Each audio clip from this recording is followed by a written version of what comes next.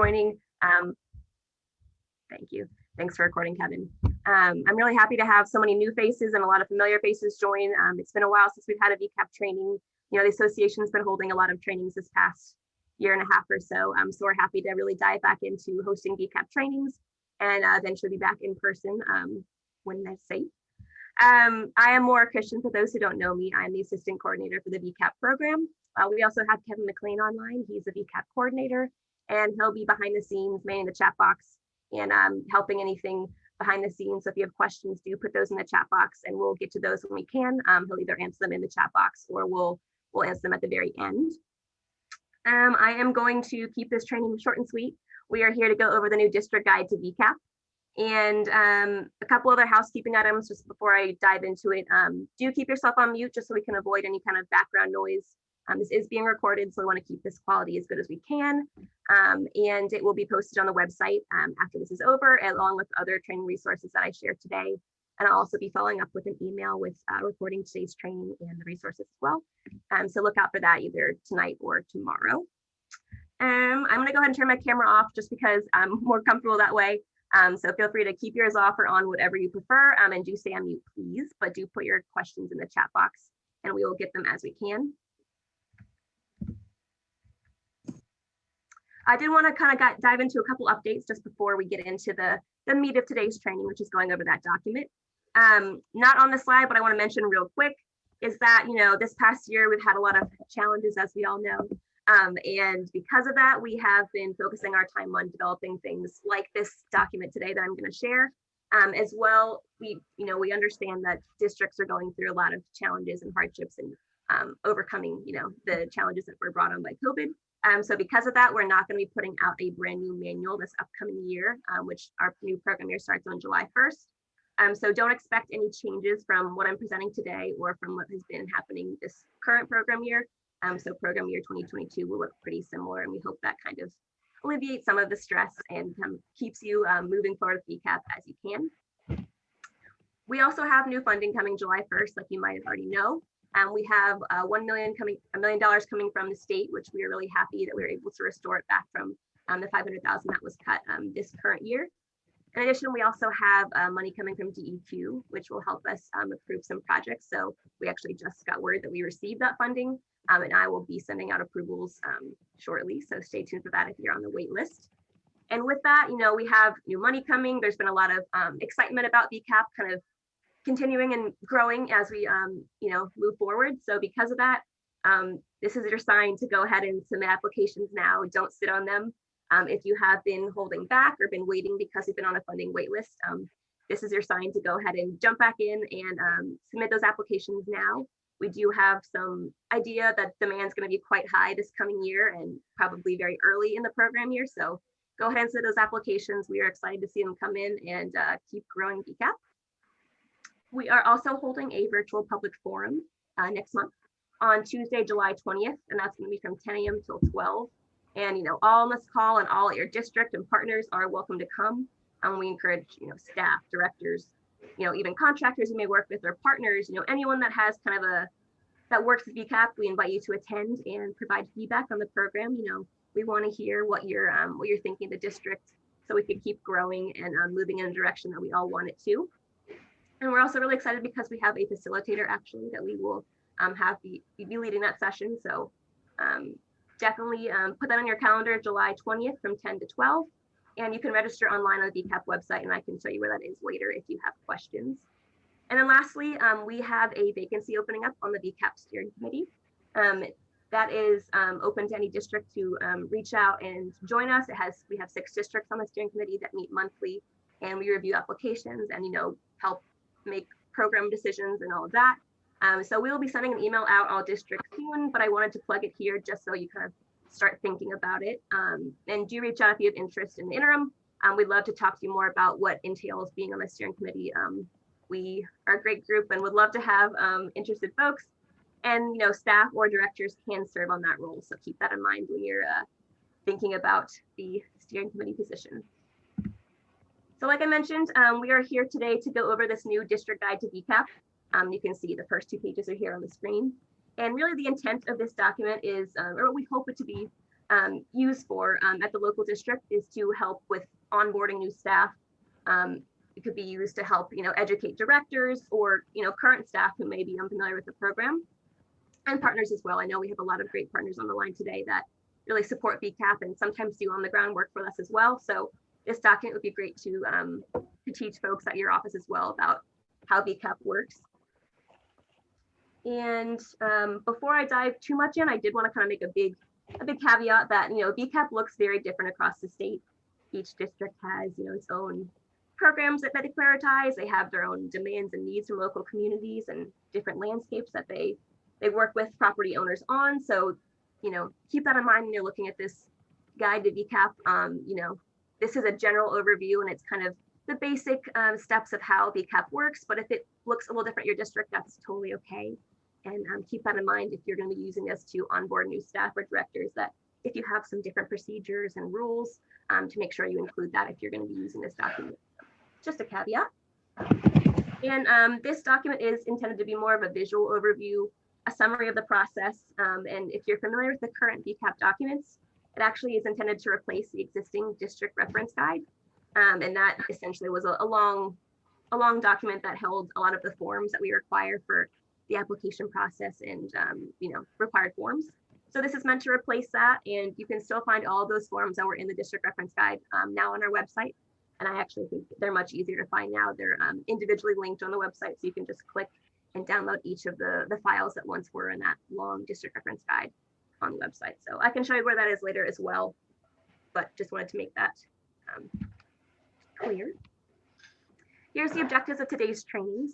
And do feel free to stop me if you have questions. This is kind of what I intended for the training to kind of get through. And I hope that everyone leaves kind of with an understanding of how to use this new district guide to VCAP at your district or office, and how you might be able to use that to train new staff or to just keep staff up to date on the program. And in doing so, you'll gain an overview of the VCAP process and learn where to find helpful resources and training tools on our website, and as well as partners' websites as well. We utilize a lot of other resources as well in our training, and also leave with kind of ideas bubbling on how you can be using this at your district to streamline the VCAP learning process, as well as just streamline the process altogether. So how can you make VCAP more efficient in your district and make it work for you? And at the end, just kind of a fun thing to add, because we can't be together in person and haven't been for quite some time out in the field. I've got some great pictures of some stormwater BMPs that were installed pretty recently, and it'll just kind of help you understand a bit more about what happens below the surface for BMPs. So I'm going to go ahead and switch gears over to the actual document itself. Put it full screen. There we go. Okay. So here's the first page you've already seen. It's the new district guide to VCAP, like I've been saying. Got some beautiful BMPs on the cover here. And here is the table of contents. It just kind of gives you an idea of what we're going to cover today, and then what topics are going to be summarized out of the whole process. So it'll start with an overview of the process and kind of walk you through what the application process looks like. I've got a page on eligibility, so who's able to apply for VCAP and who isn't. And then I've got a visual page about all the BMPs that we're able to cost share for. A page summarizing the site visit part of the process, and with that, identifying resource concerns and putting together an application, utilizing the ranking sheet. And then the last two are about the last stages, so submitting for final payment request and maintenance.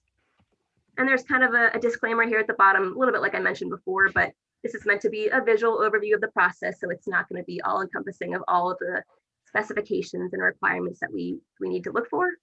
Those are still found in the VCAP manual. It's not meant to replace the existing manual, but it's a great place to start, kind of like the Spark Notes version of the manual. So if you're brand new, you may not want to read the whole manual. It's quite long.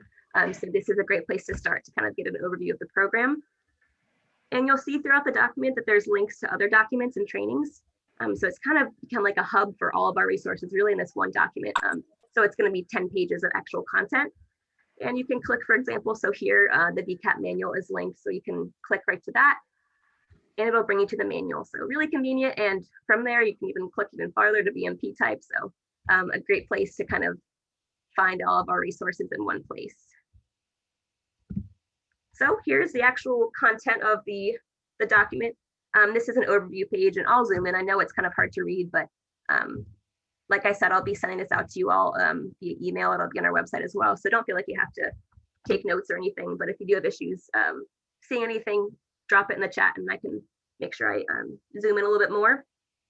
But this is an overview of the program as a whole. And just for folks who maybe you're very unfamiliar about the program, I'll just read this first box. What is VCAP? So VCAP stands for the Virginia Conservation Assistance Program, and it is a stormwater management cost share program. And we are able to provide financial incentives, so financial reimbursement, and work with district staff and partners to provide technical and educational assistance to eligible property owners who can install BMPs, specifically stormwater BMPs, in Virginia's participating soil and water conservation districts. So VCAP is limited to areas within local soil water conservation districts. So keep that in mind if you might operate in areas that might not be covered by a soil water conservation district. And then, the first step in the process is, if you're an interested applicant, would be to reach out to your local district to learn, if they'll be eligible or not. So this page also kind of outlines how VCAP can help and what are some common issues that maybe a landowner might reach out with if they're having issues on their property with. So maybe they're having some bare slopes that are, not covered well with vegetation. Maybe there's just too much runoff and poor drainage. So just some examples of how VCAP can help. And then it also kind of outlines the environmental benefits of the program and why we're able to provide funding that we do to reduce non-point source pollution. And really the intent of the program is to reduce the quantity of stormwater that leaves your property and improve the quality. So we're able to provide funding for BMPs with the goal of improving water quality at the end of the day. And then you can also right here click through. These are the 12 BMPs we're able to provide cost share for. So you can click on them. I'll just go to fire retention, for example, and it'll take you right to the VCAP page with more details for that BMP. So there's one for each BMP, and you can see kind of some more information about what kind of cost share we can provide. So for fire retention, we can provide up to $15,000. It's got a little description about the BMP and some photos of some past BMPs, and you can click to make them bigger as well. And then I didn't put the cost share caps on here because they are subject to change each program year, but most practices are eligible for up to 75% reimbursement with set caps. So the more vegetative practices, like less structural, tend to be around $3,500, and the more engineered and structural practices can be reimbursed up to $15,000, like the fire retention that I showed. Let me zoom back out. And I will say that this page in particular, as well as this next page, are probably the most helpful overall summary of the process. And if you have any directors who really just want a basic understanding of the program, maybe they're brand new to the soil water conservation district world, or just want to learn more, these first two pages are kind of all encompassing, and it might be all that they need really to learn the program and just get the basic understanding of the process. So keep that in mind if you're thinking about how you might be able to utilize this document at your office. But this next page breaks down the application process and kind of first into 6 steps about generally how VCAP should, the order that it should go in. And I will say that, the order and the nuances of the process may look different at your district, but they should generally follow these 6 steps. So if you do things slightly different at your district, A-okay.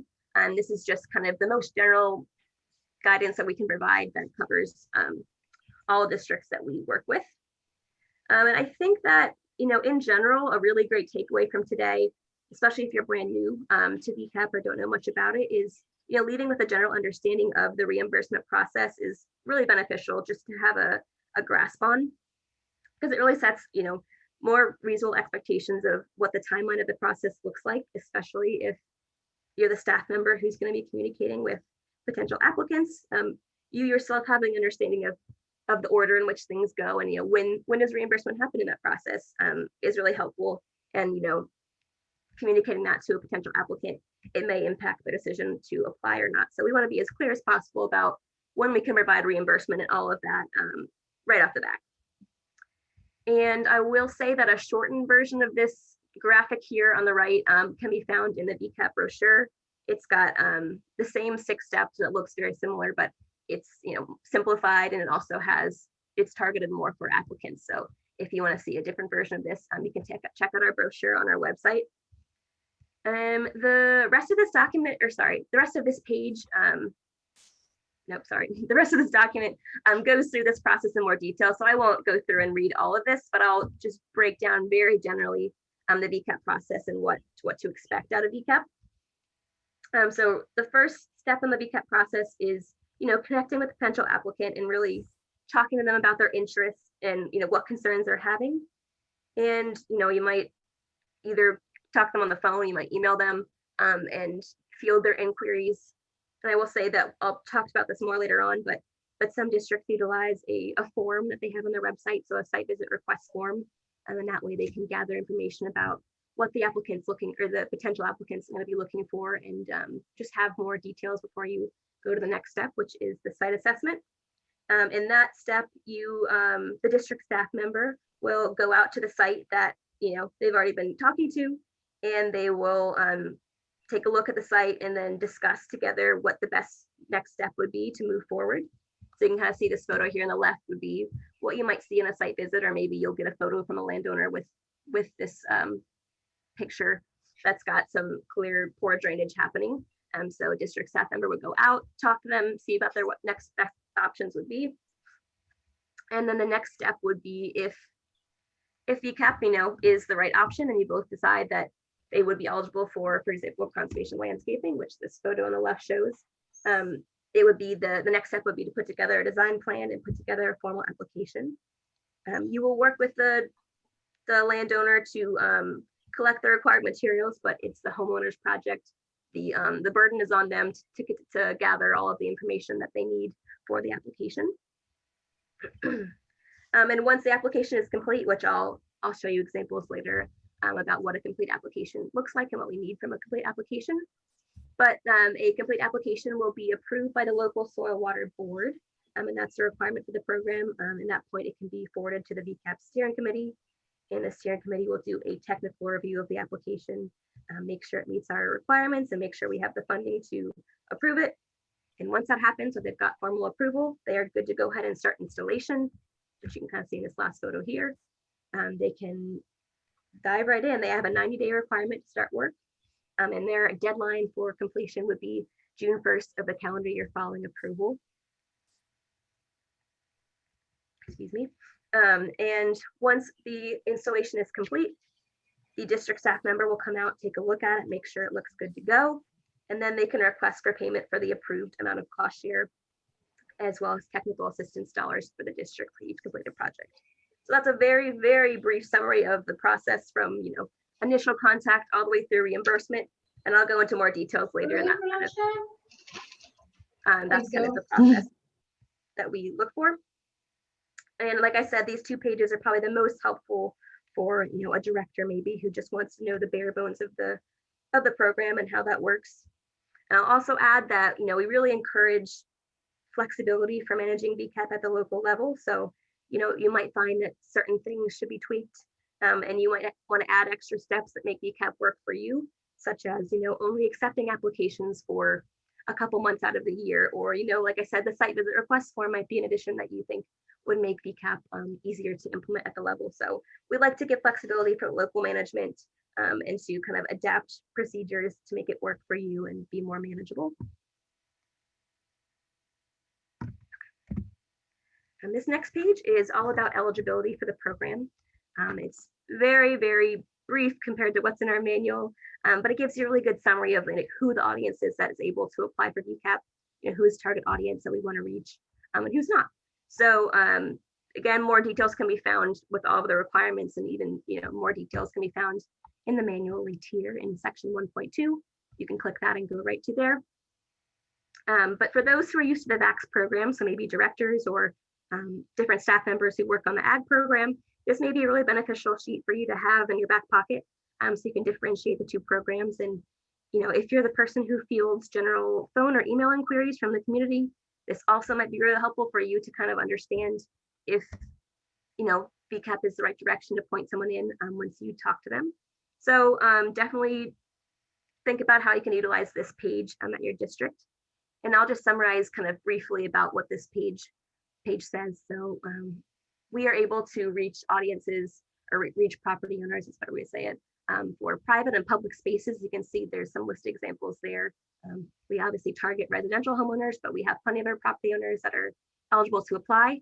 And that includes urban, suburban, and rural land. So we want to make sure that we're not just an urban program. We can help all landscapes as long as it meets our requirements, and any kind of those lands that are not directly involved with agricultural production.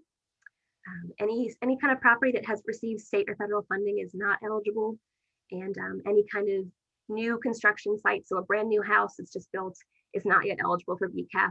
We're intended to be BMP retrofits, and because of that, a site must be at least 3 years old to submit an application. And the last point on there is just that it's not intended to meet any local, state, or federal regulatory requirements. So keep that in mind if you are talking to potential applicants or fielding inquiries at your office, that this is a general audience that we can reach with VCAP and provide funding for. So here, I'm sorry if it's blocked with the Zoom screen, mine is a little bit. This is just a visual overview of all the BMPs that a applicant could apply for and receive cost share for. Impervious surface removal and constructed wetlands doesn't have a photo, but we offer that just as much. And just like that first overview page, you can actually click and learn more about each BMP by going to the VCAP page for that BMP. So you can click and learn more from that. But I'll just go through. We're able to apply funding for conservation landscaping, rainwater harvesting, vegetated stormwater conveyances, green roofs, living shorelines, which is the one, you might think that it's a different category of BMPs kind of, and it's not truly a stormwater BMP, but it's one that we can still offer, and we're really happy that we're able to offer for and reduce a lot of sediment and other pollutants from our waterways. And bioretention, which is just essentially a large rain garden, permeable pavers, a dry well, and infiltration, as well as impervious surface removal and constructed wetlands. And I'll show you real quick our cost share cap for this program year, and it'll be the same for next program year too, just because it might give you a little perspective. So you can go to our VCAP website, this is the page with more details for districts. And if you click on the reimbursement rate spreadsheet, this outlines our cost share rates that we can apply cost share for. So like I said, the more vegetated practices can max out around 3,500. It's slightly different for rainwater harvesting and permeable pavement, but I'll give you a second to take a look at this just to familiarize yourself with our cost share rates. And I will say a common BMP applied for is permeable pavement, and we no longer pay for permeable pavement plus cost share for impervious surface removal. It's now considered a component cost, so keep that in mind when you're talking to homeowners about reimbursement for essentially like redoing a driveway essentially with permeable pavement. Okay, I'm going to go back to this document.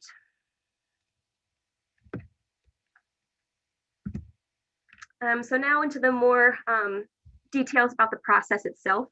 So this is a summary of the site visit step in the process. And on this page, there's some really great resources about, additional information that we've had previous trainings and stuff like that. But overall, the purpose of a site visit is to give technical recommendations to a landowner to address the concerns that they're having on their site.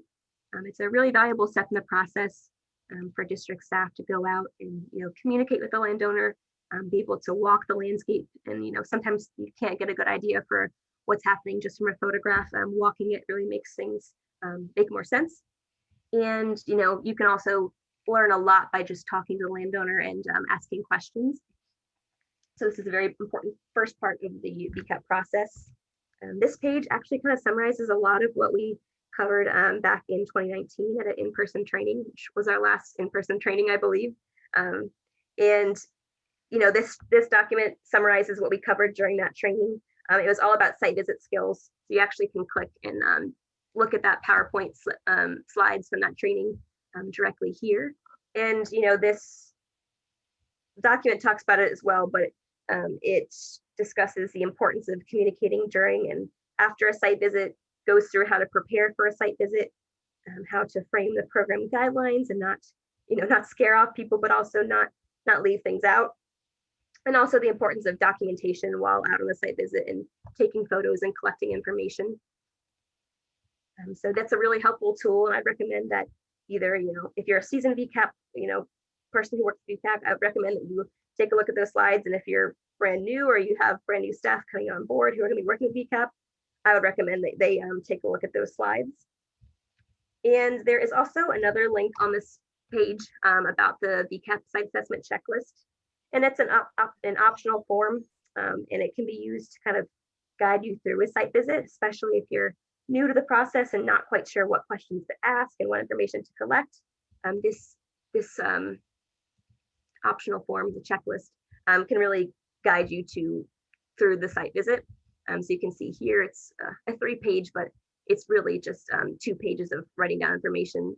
And it might prompt you to kind of ask questions that you might not have thought about. So for example, I think on this page it mentions, gathering information about, is it full sun or full shade on the property where the resource concern is.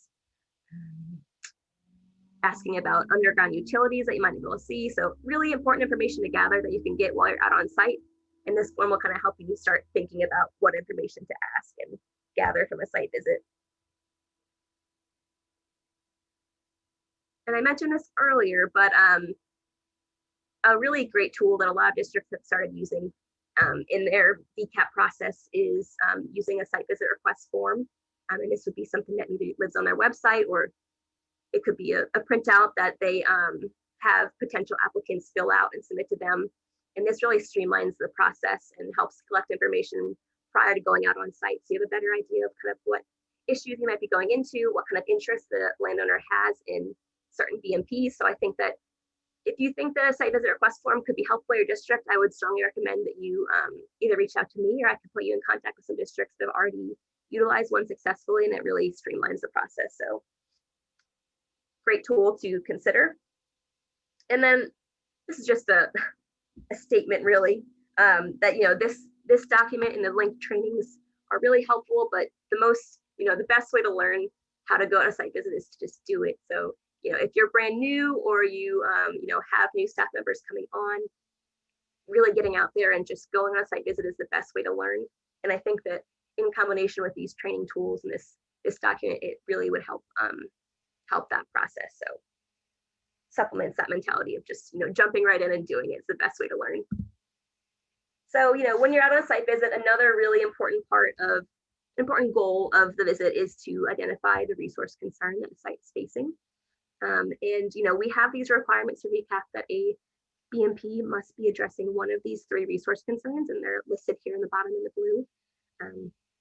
And that's either a site must be facing either erosion, poor vegetative cover, or excess runoff, which also can be summarized as land cover that contributes to excess runoff, like impervious surfaces like that. And we require that a BMP that a site is having one of these 3 problems. And the reason being is that we are required to spend our funding on projects that improve water quality and have some kind of water quality benefit. Our goal is to reduce nitrogen and phosphorus sediment from entering Virginia's waterways. We've got the WIP 3 goals coming on up, and that's a big motivator for us. So this is a really important step in the VCAP process, is identifying the resource concern. And in doing so, picking the right concern and kind of pinpointing what the issue is really helps set the stage for the rest of the VCAP process, and helps identify the best BMP to pursue. And if a BMP from VCAP is the best route for a property owner to pursue. Additionally, it determines a portion of the ranking sheet, which I haven't mentioned yet, but I'll get into that. It's one of the required materials that we have included in the application. And yes, there is a link here to the VCAP resource concern guidelines chart, and I'll click on that here.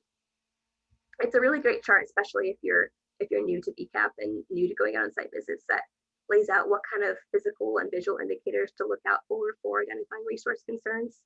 And it also has some other criteria that might inform, the reason for the resource concern based on the runoff source, and next steps to consider. And then lastly, it helps guide your BMP selection. So a really great tool to take a look at and to help you when you're out on site identifying a resource concern. And if you have questions about what BMP to recommend to a landowner, definitely take a look at this chart. And you can see some photos here of different resource concerns, but we also have a really great training that was held last year in December. that goes into detail about identifying resource concerns on site and how that informs the rest of the process. Lots of really great photos there and videos. So if you are a staff member who works on VCAP and you didn't attend that training, I would really recommend you watch that and or require new staff members to watch that training. I'll just click on it here. It's got some really great resources. Talk about that link the whole process together based on the resource concern.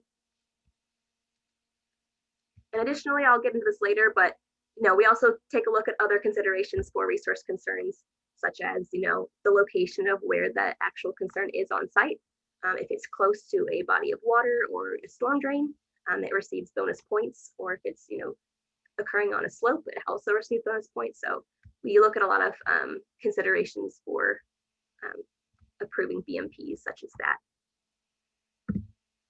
So, after a site visit, after you've determined that VCAP is the route that the landowner wants to take, and the district advises that's a smart move to pursue, the district and the applicant can begin the process of putting together an application. And this really goes into more detail than what that first introductory slide talked about.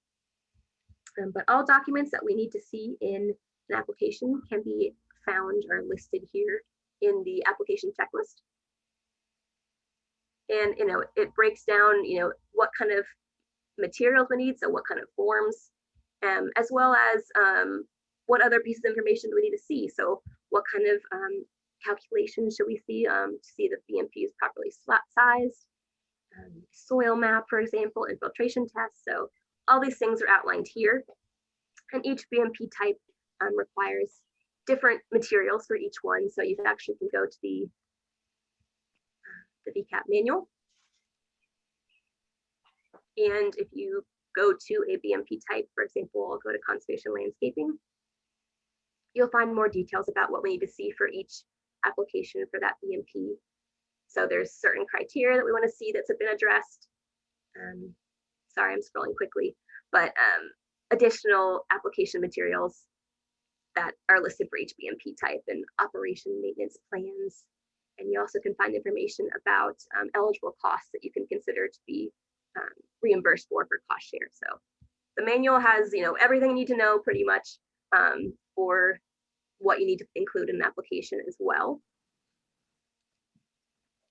So the district is there to support the applicant as they put together their application, but it really is on the homeowner, and the burden is on them to collect all the required materials.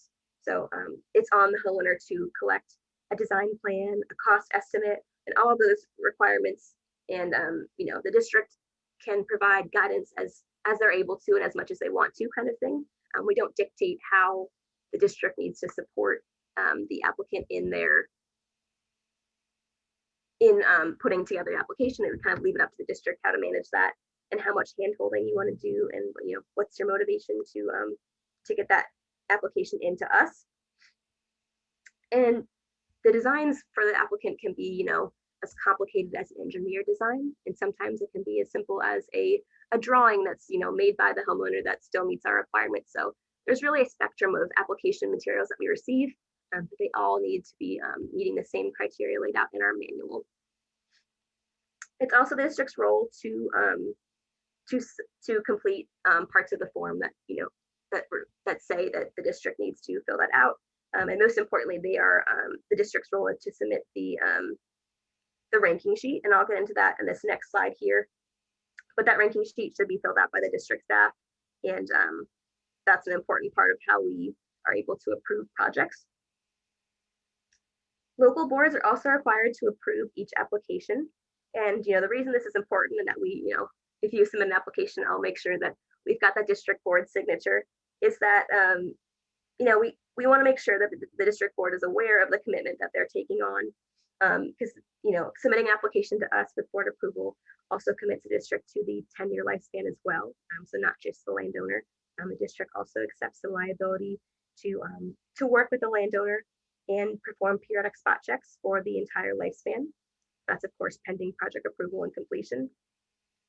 Additionally, local boards are not required to do a full technical review of each application that they receive. The VCAP steering committee meets monthly, and when we do meet, we do a technical review of all applications. So local boards are not required to do so. Some have their own committees that review VCAP applications, and that's wonderful. But I want to make it clear that that's not required by any means. Essentially, we just need district approval to take on the commitment of the BMP for the lifespan. So that's just a little more information about that. And I've got some example applications here. You can click and download them.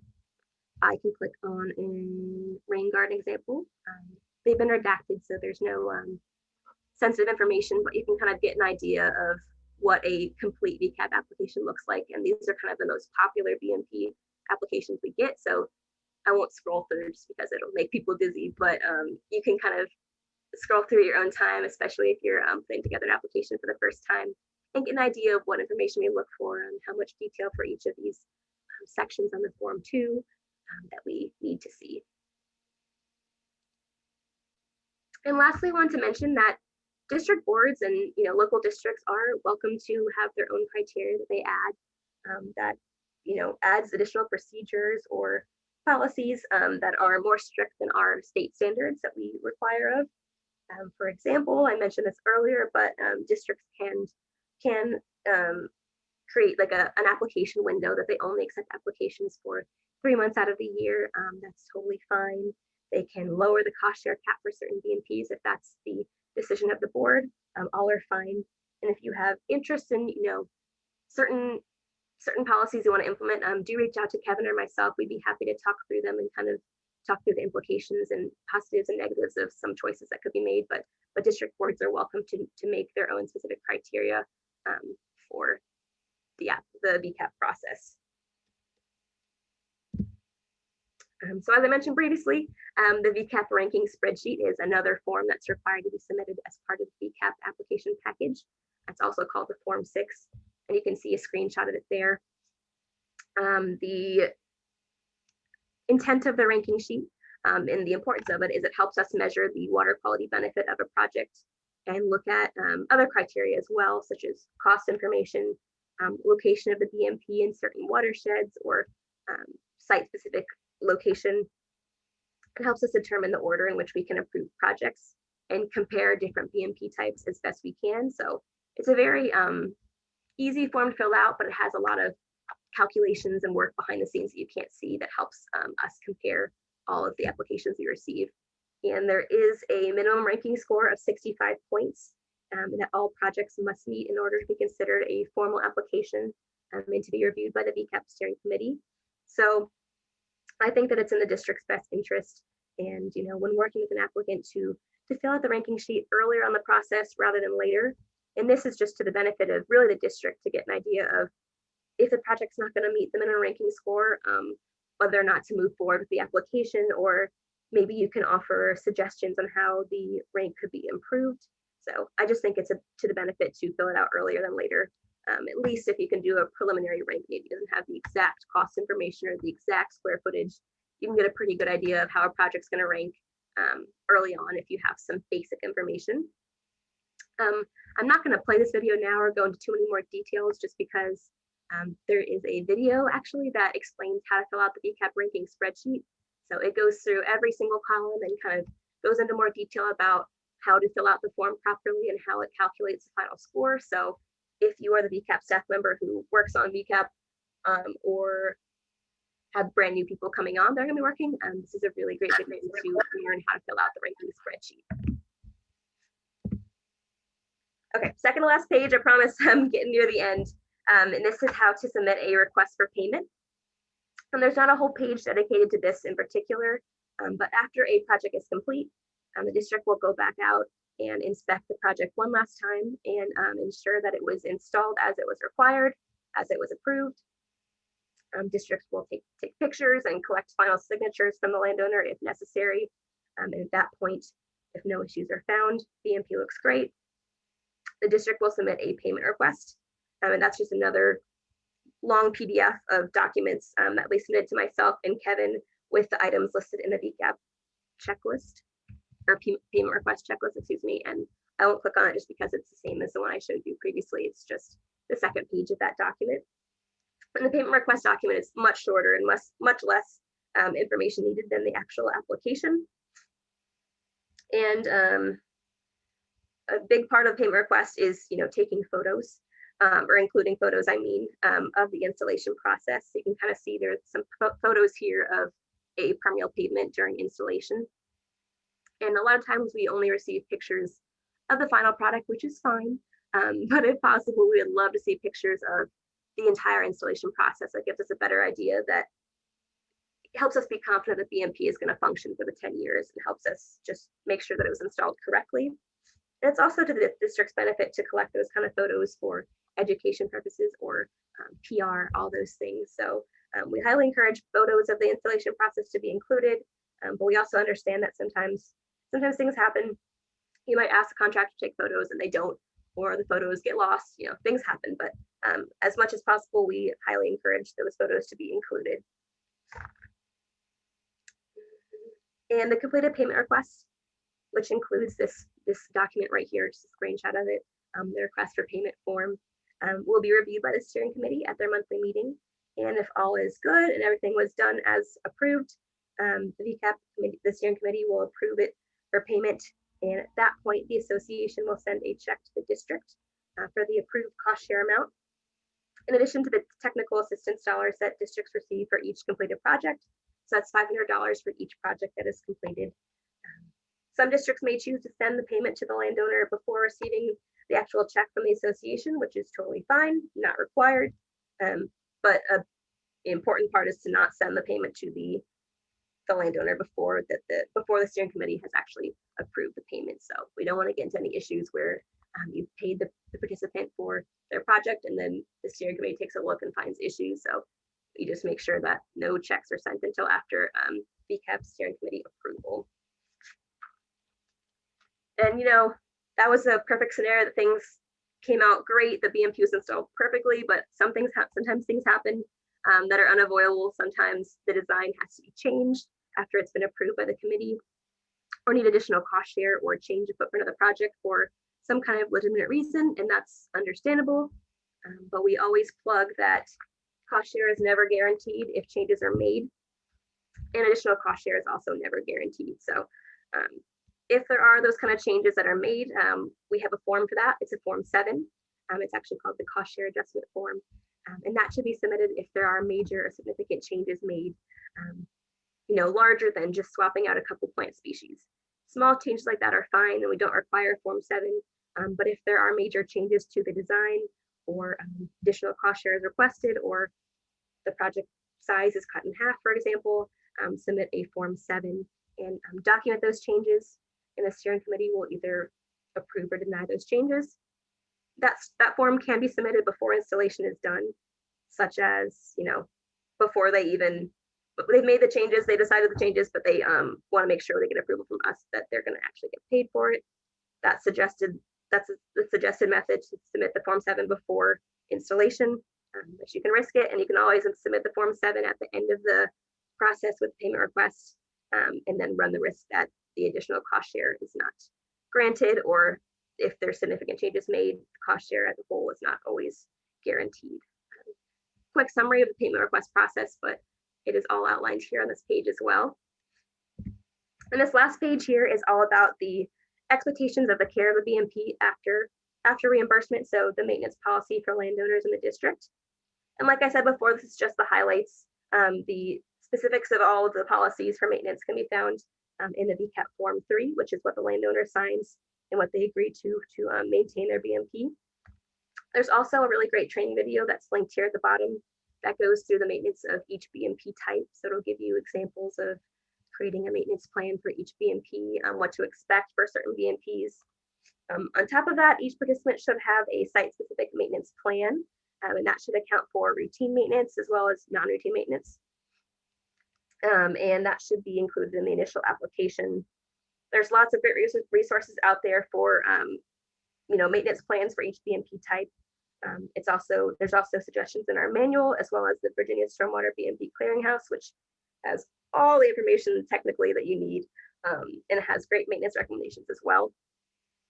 And I will also note a policy that's fairly new, is that the 10-year lifespan for each BMP, and that's the time that they are required to maintain it for, begins on January 1st of the calendar year following payment crest approval.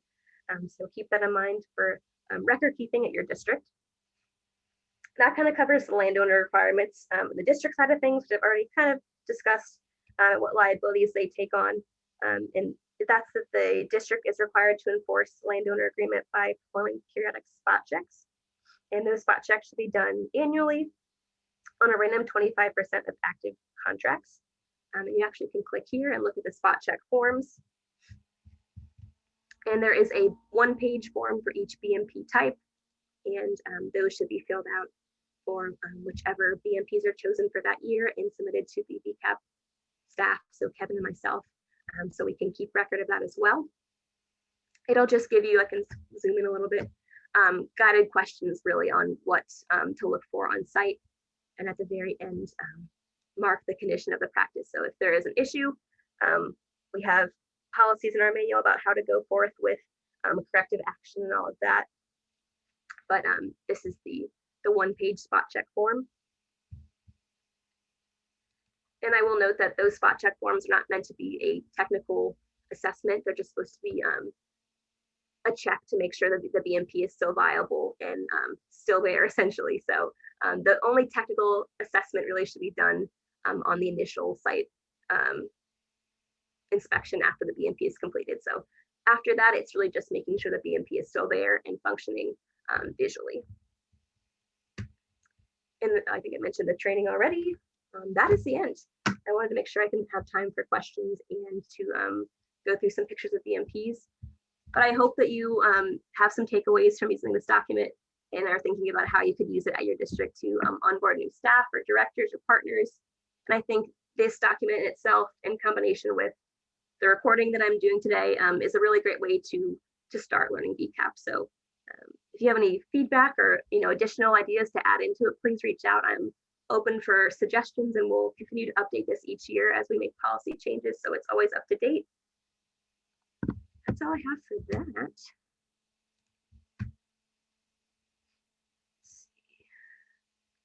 I will hop over to Maura. I think that we've been able to cover most of the questions that have come up in the chat directly in the chat box there. There were several questions about the July 20th forum. I've put the link in there a couple times, and it is available on our website. So please, please, please join us for that. We also had a couple questions about where this document can be found, which will go up on our website today. We wanted to kind of do the full run through, and Maura did a great job with it. And then it'll go up on our website for everybody to access today. Other than that, Maura, if maybe you can speak to how staff and partners and all, what they can do to present about VCAP, tell people about VCAP, get the word out, kind of how that works at the district level? Yeah, so obviously VCAP is very different at each district, so you might have different policies and such, but I think that educating on the importance of BMPs and letting them know who is eligible to apply is a great starting point to talk about VCAP. I think photos are probably the best way to show people about BMPs. I think for the average person, when you say BMP or conservation practice, they might have no idea what you're talking about. So I think photos are a very strong way to communicate that. I definitely have some boilerplate presentations I can share with you. We have some video links on our YouTube page and website that kind of are an introduction to VCAP if you want that kind of introductory training. I'd be happy to share that with you as well. And yeah, Kevin, I see there's so many resources on our website about not only VCAP BMPs, but the work that's being done across the state for other cost share programs and other people who are doing great work very similarly. Great. Yeah, we got a couple more questions. And at this point, anyone, if you want to come off of mute and have a conversation, please do. Marta is asking what will take place during the public forum next month. Yeah, well, we hope people show up and share their feedback, but we have facilitators ready to kind of lead that process and kind of guide certain categories and gather certain feedback for items we want to receive feedback on. But it's a very much an open forum, as the title is, that we want to have people speak up, share your concerns, share your your positive stories, share anything. We've been missing that this past year. We have not been able to be together in person. We usually get to talk to you and hear your feedback. And we also would love more input than we receive on the Google Doc survey or the Google survey that usually goes out in November. So we just hope to receive feedback. We've got a couple of hopefully very easy questions here for Elizabeth. Yes, VCAP has a brochure that is up on our website. You can download it as a PDF. We do have hard copies of them available in our office. So if you want to reach out to us and request a certain number of brochures, we can mail those to you. And then also, for Mr. Fleming, this meeting, this recording and everything else is going up on our website where you can access it and download whatever resources you need from there. Yeah. Are there any other questions? We're happy to have people speak up if you've got specific questions about what the next year is going to look like or how things are going with VCAP in your district. We also have a YouTube playlist on our YouTube page that's dedicated to VCAP, but has some other partners' presentations as well. That's a great hub for a lot of video trainings and presentations if anyone's interested in that. I can pull up some photos as we're thinking of last minute questions. Pretend that we're out in the field together. It's been a while.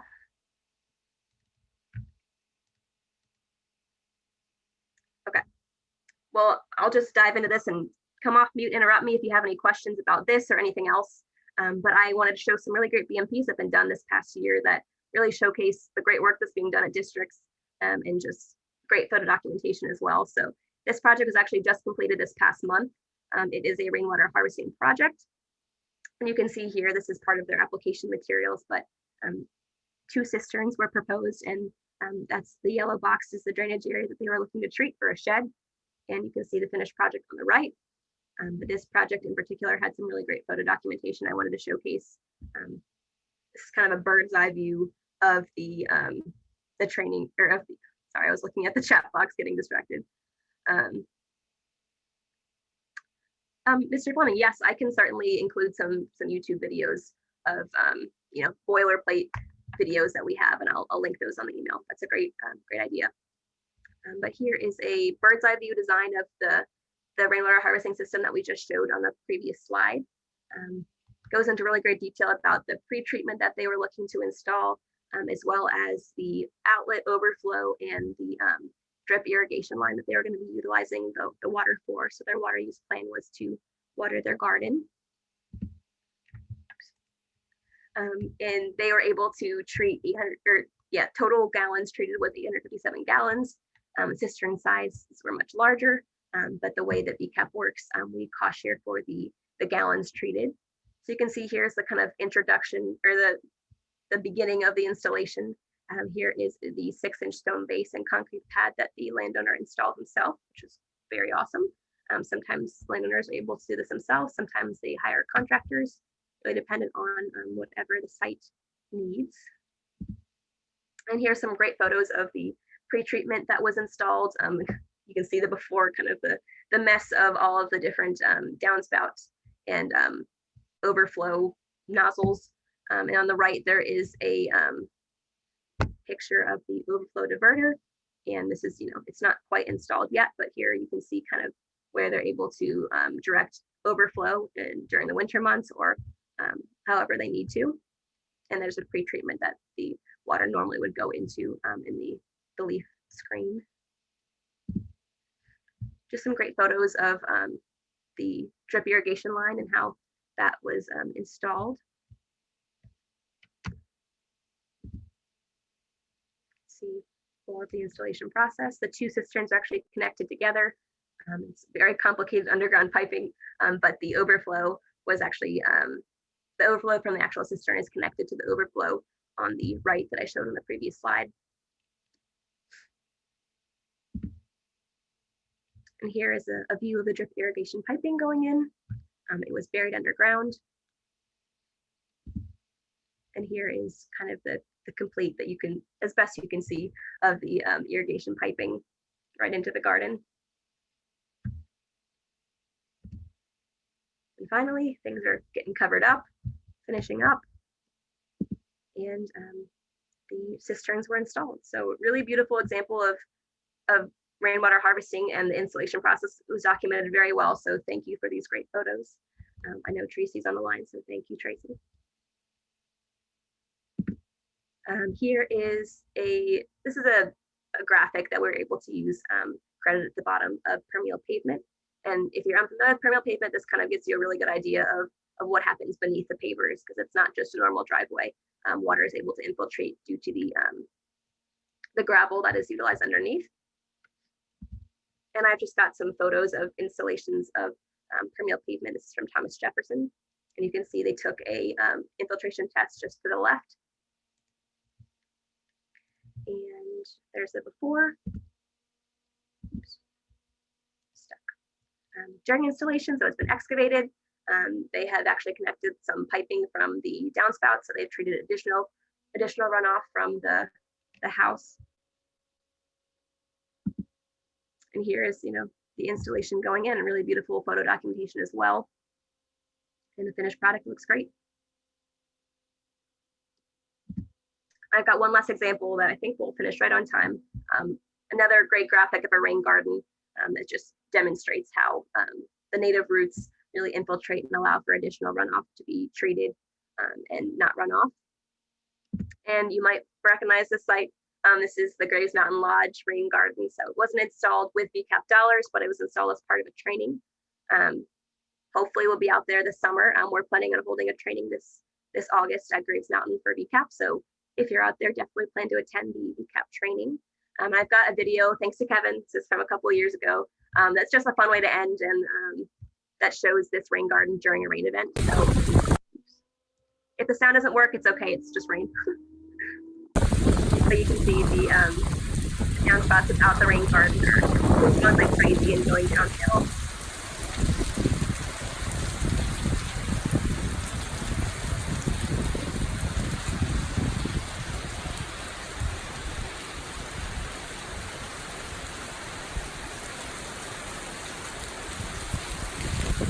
There's the rain garden.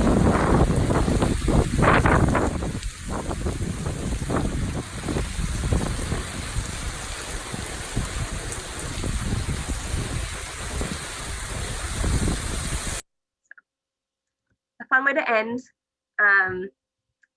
That's all I have prepared for today, but if you have any other questions, do reach out to myself by email or phone, whatever works, and I'll be following up with you with a copy of today's recording, a copy of the document and the presentation slides, and also include some YouTube videos that we've got posted on our website about just VCAP as a whole.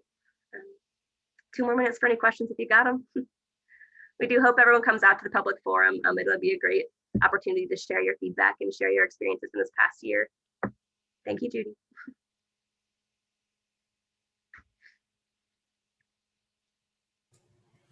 I'll put one final plug in as we do have that vacancy coming open on our steering committee. If you, as a district, think you might be interested in that, please reach out to us directly just to find out a bit more about what it entails and everything. We are really hoping to kind of diversify, geographically and everything where we're seeing representation on that steering committee. So please, even if you feel like you're a district that isn't super involved with VCAP right now, that's okay. That's a perspective as well that we want to, a voice that we want to add. So please just reach out and let us know.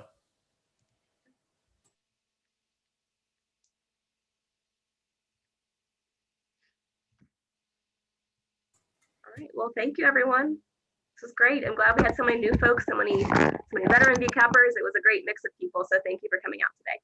Yeah, thanks everybody. All right.